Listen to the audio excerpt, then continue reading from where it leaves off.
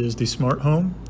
Team members for this project was Will Jenkins, Hans Olvera, Dat Lee, Darius Givens, and Christopher Poitras.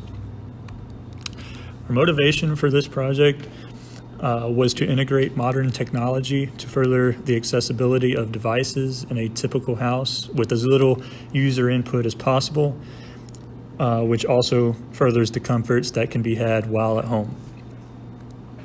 Our problem definition was that appliances and electronics in homes are all independent of one another and must be controlled separately.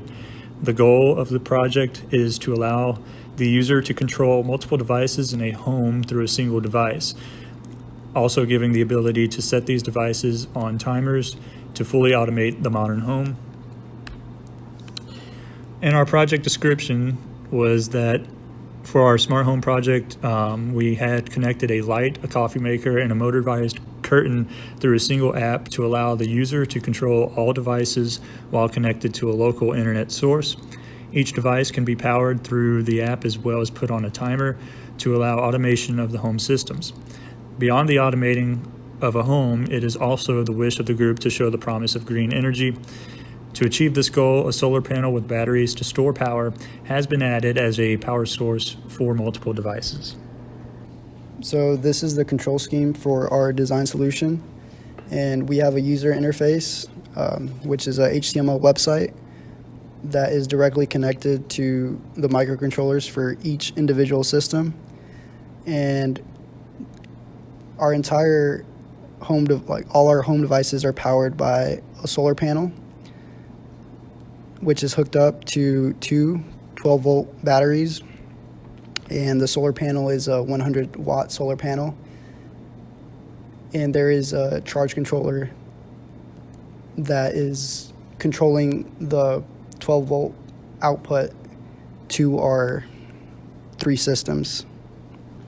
This is the circuit diagram for the automated window curtain. The window curtain 12-volt motor is controlled by a forward-reverse relay.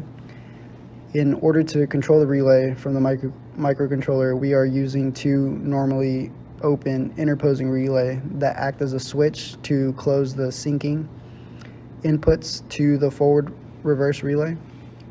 One relay acts as a switch for the upward motion, and the other relay acts as a switch for the downward motion. We also included two proximity sensors to determine the current state of the curtain to ensure that we will not actuate the curtain to rise twice or lower twice and pull the curtain tight or lower it a lot more than it should.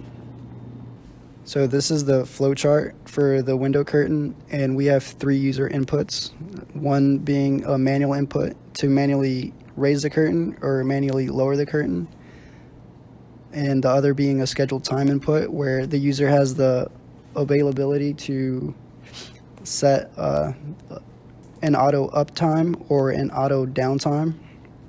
And lastly, they have the ability to disable the auto uptime or auto downtime if they desire. So when either a scheduled time to actuate the motor is set, or if there's a manual input for the motor to go up or down, we first check the position of the curtain so that if the curtain's already in a up state, that it doesn't rise again and pull the curtain tight. We start by showing the web app with the web curtain control. We then send it a command to lower the curtain. This curtain will be stopped by a sensor at the bottom, and the sensor at the bottom and top act as a way to keep the curtain from moving if already raised or already lowered based on the command given. And then we will give it the command to raise, showing that the curtain is fully automatic and can be controlled remotely. This is the circuit diagram for the ambient light. It is composed of a 12-volt halogen light, a light-dependent resistor, or LDR, a motor driver. The motor driver is needed as the battery alone does not produce enough current to power the 12-volt halogen light. And depending on the user input, the light is turned on at a certain brightness using the microcontroller's pulse width modulator to set the duty factor on the motor driver, which then powers the light at the desired brightness.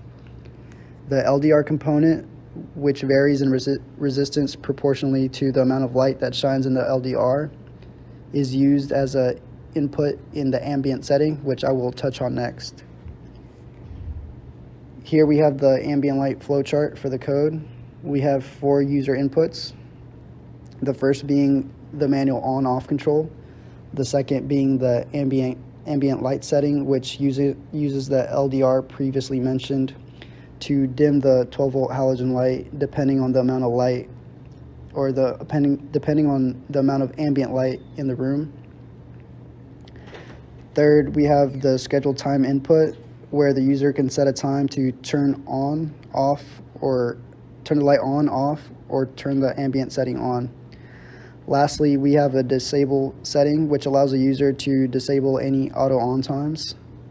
And the last thing to note is that we give the user the ability to set the desired brightness of the light when using both the scheduled on and the manual on inputs.